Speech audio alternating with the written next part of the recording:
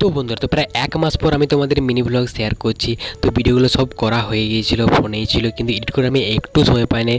এতটা পরিমাণে ব্যস্ত হয়ে গেছি। কিন্তু না, থেমে থাকলে চলবে না। তাই আমি আবার রেগুলারলি ভাবলাম ভিডিও দেবো তোমাদেরকে যতটা পারবো সম্ভব। তাই ভেতরে এনার্জিটা আমি আবার বাড়ালাম। তো বলি যতই আমি ব্যস্ত থাকি তো আমি এডিট করবো তোমাদের জন্য। তো চলো, সেদিন গিয়েছিলাম আমরা পারশনাথ ঘুরতে। তো পারশনাথ ঘোরার সব ভিডিও করা হয়েছে, কিন্তু একটা এডিট করা হয়নি। আমি একটা হয়তো তোমাদেরকে পোস্ট করেছি, বাস আর কিছু করিনি। তো সেখানে আমরা এবার ট্রেকিং আমাদের কমপ্লিট হয়ে গেছে। তারপর আমরা দুপুরবেলায় সেখান থেকে নামছি। প্রায় সকালেই ছিল, 10টা আড়াই বাজছিল।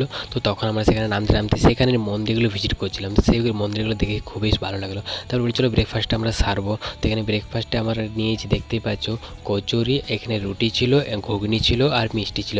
তো সেগুলো আমরা দোকানে খাইনি, আমরা খেয়েছি একটা গাছের নিচে বসে, খুবই ভালো লেগেছে। তারপর রেডি সেডি হয়ে আমরা চলে এসেছি মধুবনের মন্দিরে। এটা সবথেকে বড় মন্দির, কিন্তু এখানে একটাই অসুবিধা যে ভেতরে ফোন এলাও তখন ছিল না। তো মন্দিরটা এখনও পুরোপুরি কমপ্লিট হয়নি। খুব সুন্দর মন্দির, গেলে একদম একদম শান্তি লাগে।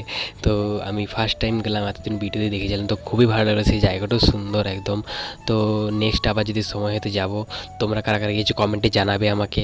তো তারপরে আমরা খাওয়া দাওয়া পর্ব চলে এসেছি, বলি চলো আমরা লাঞ্চটা সেরে নেব। তো সেখানে আমরা একটা হোটেলে গিয়েছি। এখানে একদম খাবার, নিরামিষ খাবার নিয়ে দেখতে পাচ্ছি, সবজি রয়েছে, ভাজা রয়েছে, আর এখানে চাটনি ছিল, ডাল আর ভাত। তো সেগুলো আমরা খেলাম। তারপরে খাবার পরে আমরা বলি চলো এবার আমরা বাড়ির দিকে রওনা দেবো। তারপর সেখান থেকে আমরা বলি চলো এবার বাড়ি যাবো। সেখান থেকে তারপর আমরা বাড়ি চলে এসেছি। তো তোমাদের ভিডিওটা কেমন লাগলো কমেন্ট করে জানাবে। তো ভালো থাকো, সুস্থ থাকো, টাটা বন্ধুরা।